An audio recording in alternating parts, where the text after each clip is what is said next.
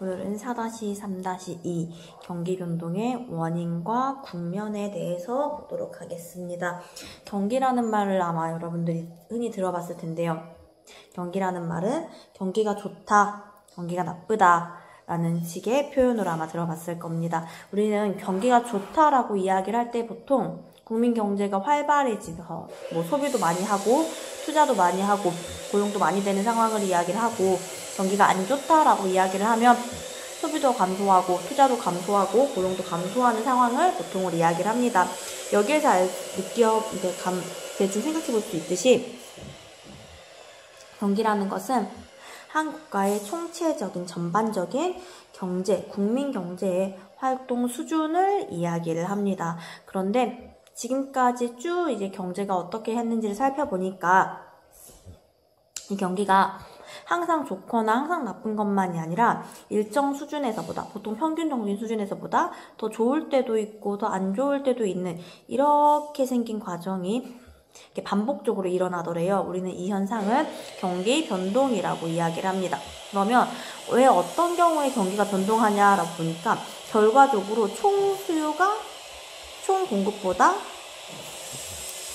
많아서 물가가 상승하고 국내 생산량이 증가하거나, 아니면 제가 총 수요보다 총 공급이 많아서 물가가 하락하고 국내 생산량이 증가하던가, 아니면 다른 이유에서 국내 생산량이 또 감소하고 물가가 올라가고 내려가고 하는 식의 변화를 살펴볼 수 있는데, 구체적으로 하나씩 보도록 하겠습니다. 총 수요가 증가하게 되면 더 많이 사람들이 사용하게 되니까 물가는 올라가고 생산이 증가하고 고용이 증가하게 되겠죠. 이렇게 되면 인플레이션이 나타날 수 있는 우려가 있을 수도 있습니다.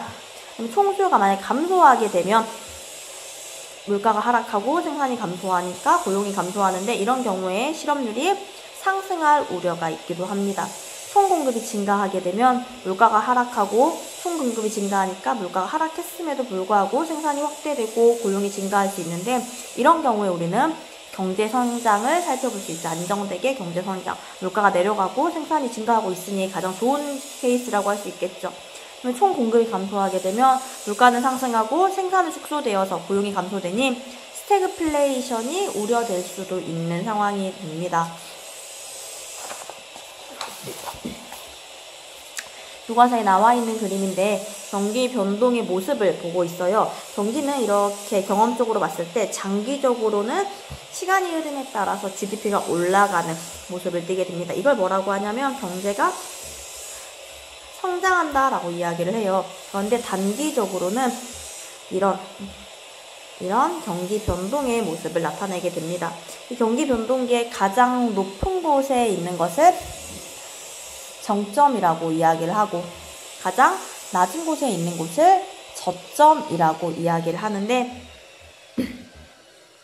정점에서부터 정점까지, 그리고 저점에서부터 저점까지를 경기 변동의 주기라고 이야기를 하고, 정점에서부터 저점까지의 이 폭을 경기 변동의 진폭이라고 이야기를 합니다.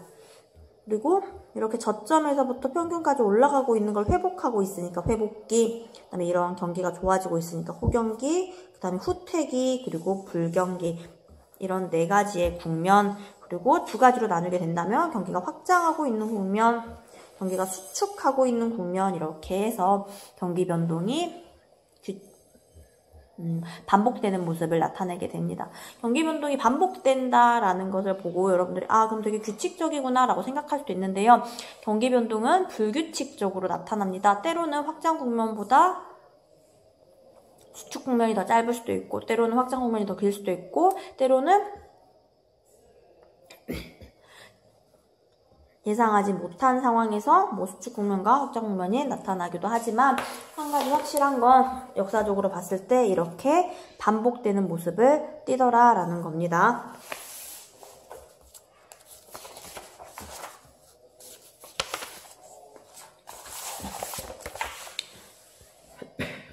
회복기 같은 경우에는 저점에서 올라오고 있으니까 전반적인 경제 지표가 좋아지고 있는 시기, 그 다음에 호경기는 가장 크게 증가하고 있는 시기, 그리고 후퇴기는 저점에서 이렇게 감소하고 있는, 내려오고 있어서 전반적인 경제 지표가 감소하고 있는 말 그대로 후퇴하고 있는 시기, 그 다음에 불경기는 가장 저점을 치는 시기라고 이야기 한번 해볼 수 있겠습니다.